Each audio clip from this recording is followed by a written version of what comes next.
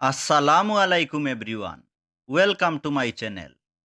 আজ আমরা শিখব ইংরেজি সেন্টেন্স তৈরির কয়েকটি গুরুত্বপূর্ণ স্ট্রাকচার, যেগুলোর ব্যবহার আপনাদের অবশ্যই জানা উচিত। এগুলোর ব্যবহার জানলে খুব সহজেই তৈরি করা যাবে শত শত ইংরেজি সেন্টেন্স। ইংরেজিতে অনর্গল কথা বলতে হলে এগুলোর ব্যবহার অবশ্যই জানা উচিত। ভিডিওটি সম্পূর্ণ দেখলে আপনিও সহজে শিখতে পারবেন এই স্ট্রাকচারগুলোর ব্যবহার এবং তৈরি করতে পারবেন শত শত ইংরেজি সেন্টেন্স একদম সহজেই। ভিডিওটি শুরু করার আগে আপনাদের কাছে আমার অনুরোধ, যারা আমার চ্যানেলটি এখনও সাবস্ক্রাইব করেননি তারা সাবস্ক্রাইব করুন এবং পাশে থাকা বেল আইকনে ক্লিক করে দিন এবং ভিডিওটিতে লাইক, কমেন্ট ও শেয়ার করুন। চলুন ভিডিওটি শুরু করি। প্রথমে আমরা যে স্ট্রাকচারটি নিয়ে আলোচনা করব সেটি হচ্ছে if plus subject plus can be plus ভার্বের past participle form. If plus subject plus can be plus ভার্বের পাস্ট পার্টিসিপল ফর্ম। এবার প্রশ্ন হচ্ছে, এই স্ট্রাকচারটি ব্যবহার করে আমরা কোন ধরনের সেন্টেন্স তৈরি করতে পারব? যদি কোনো কিছু করা যায়, এই টাইপের সেন্টেন্স তৈরিতে এই স্ট্রাকচারটি ব্যবহার হয়ে থাকে। আমি আবারও বলছি, যদি কোনো কিছু করা যায়, এই টাইপের সেন্টেন্স তৈরিতে এই স্ট্রাকচারটি ব্যবহার হয়ে থাকে। আসুন কয়েকটি উদাহরণের মাধ্যমে বিষয়টি ক্লিয়ার করি। প্রথম উদাহরণ হচ্ছে, if the mobile can be used. যদি মোবাইলটি ব্যবহার করা যায়। If the mobile can be used, যদি মোবাইলটি ব্যবহার করা যায়। আমি আগেই বলেছি, যদি কোনো কিছু করা যায়, এই টাইপের সেন্টেন্স তৈরিতে এই স্ট্রাকচারটি ব্যবহার হয়ে থাকে। If the mobile can be used, যদি মোবাইলটি ব্যবহার করা যায়। 2 নাম্বার উদাহরণ হচ্ছে, if the computer can be sold. যদি কম্পিউটারটি বিক্রি করা যায়। If the computer can be sold, যদি কম্পিউটারটি বিক্রি করা যায়। আমি আগেই বলেছি, যদি কোনো কিছু করা যায়, এই টাইপের সেন্টেন্স তৈরিতে এই স্ট্রাকচারটি ব্যবহার হয়ে থাকে। If the computer can be sold, যদি কম্পিউটারটি বিক্রি করা যায়। 3 নাম্বার উদাহরণ হচ্ছে, if they can be learned English. যদি তাদেরকে ইংরেজি শেখানো যায়। If they can be learned English, যদি তাদেরকে ইংরেজি শেখানো যায়। আমি আগেই বলেছি, যদি কোনো কিছু করা যায়, এই টাইপের সেন্টেন্স তৈরিতে এই স্ট্রাকচারটি ব্যবহার হয়ে থাকে। If they can be learned English, যদি তাদেরকে ইংরেজি শেখানো যায়।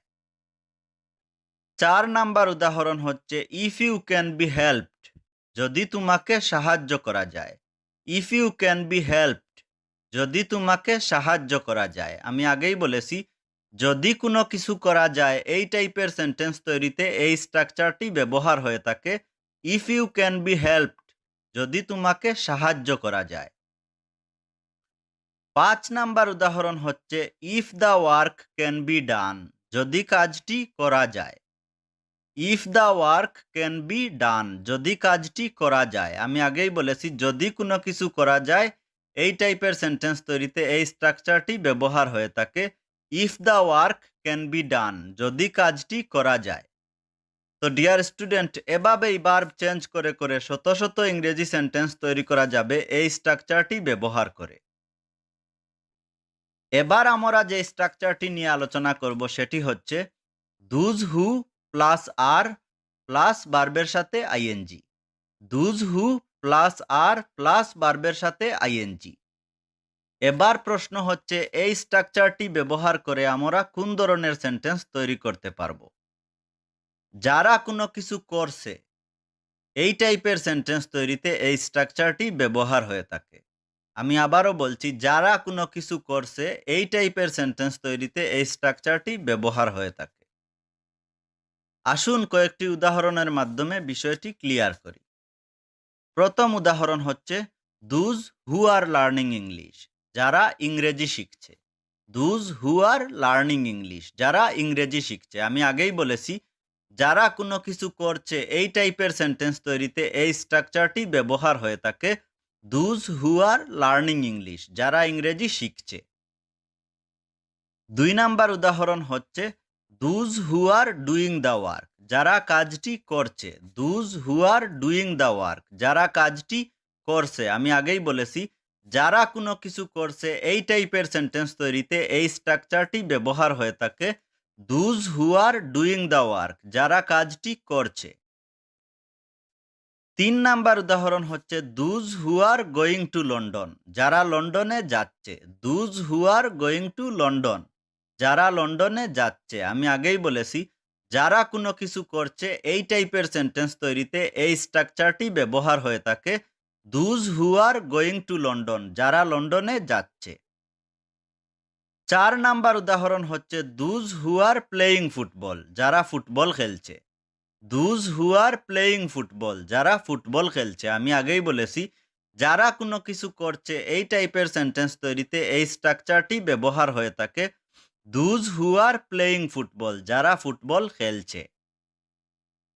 5 নাম্বার উদাহরণ হচ্ছে those who are watching TV, যারা টিভি দেখছে। those who are watching TV, যারা টিভি দেখছে। আমি আগেই বলেছি যারা কোনো কিছু করছে এই টাইপের সেন্টেন্স তৈরিতে এই স্ট্রাকচারটি ব্যবহার হয়ে থাকে। those who are watching TV, যারা টিভি দেখছে। তো ডিয়ার স্টুডেন্ট, এভাবেই ভার্ব চেঞ্জ করে করে শত শত ইংরেজি সেন্টেন্স তৈরি করা যাবে এই স্ট্রাকচারটি ব্যবহার করে। এবার আমরা যে স্ট্রাকচারটি নিয়ে আলোচনা করব সেটি হচ্ছে those who plus have plus ভার্বের past participle form. those who plus have plus ভার্বের পাস্ট পার্টিসিপল ফর্ম। এবার প্রশ্ন হচ্ছে এই স্ট্রাকচারটি ব্যবহার করে আমরা কোন ধরনের সেন্টেন্স তৈরি করতে পারবো। যারা কোনো কিছু করেছে এই টাইপের সেন্টেন্স তৈরিতে এই স্ট্রাকচারটি ব্যবহার হয়ে থাকে। আমি আবারও বলছি যারা কোনো কিছু করেছে এই টাইপের সেন্টেন্স তৈরিতে এই স্ট্রাকচারটি ব্যবহার হয়ে থাকে। আসুন কয়েকটি উদাহরণের মাধ্যমে বিষয়টি ক্লিয়ার করি।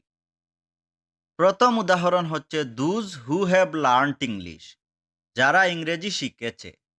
those who have learned English, যারা ইংরেজি শিখেছে। আমি আগেই বলেছি যারা কোনো কিছু করেছে এই টাইপের সেন্টেন্স তৈরিতে এই স্ট্রাকচারটি ব্যবহার হয়ে থাকে। those who have learned English, যারা ইংরেজি শিখেছে। 2 নাম্বার উদাহরণ হচ্ছে those who have done the work, যারা কাজটি করেছে। those who have done the work, যারা কাজটি করেছে। আমি আগেই বলেছি যারা কোনো কিছু করেছে এই টাইপের সেন্টেন্স তৈরিতে এই স্ট্রাকচারটি ব্যবহার হয়ে থাকে। those who have done the work, যারা কাজটি করেছে। 3 নাম্বার উদাহরণ হচ্ছে those who have played football, যারা ফুটবল খেলেছে। those who have played football, যারা ফুটবল খেলেছে। আমি আগেই বলেছি যারা কোনো কিছু করেছে এই টাইপের সেন্টেন্স তৈরিতে এই স্ট্রাকচারটি ব্যবহার হয়ে থাকে। those who have played football, যারা ফুটবল খেলেছে। 4 নাম্বার উদাহরণ হচ্ছে those who have gone to Dhaka, যারা ঢাকা গিয়েছে। those who have gone to Dhaka, যারা ঢাকা গিয়েছে। আমি আগেই বলেছি যারা কোনো কিছু করেছে এই টাইপের সেন্টেন্স তৈরিতে এই স্ট্রাকচারটি ব্যবহার হয়ে থাকে। those who have gone to Dhaka, যারা ঢাকা গিয়েছে। 5 নাম্বার উদাহরণ হচ্ছে those who have read the book, যারা বইটি পড়েছে।